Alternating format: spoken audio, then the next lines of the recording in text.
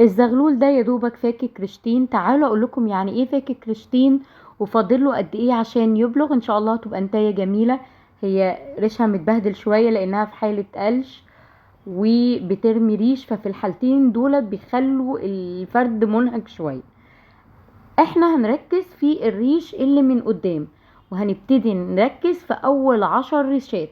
اول 10 ريشات هنلاقي فيه ريشة دموية، ممكن ما تبانش معاك بس انفخ كده في ما بين الريش اهي اللي انا محدداها. تمام.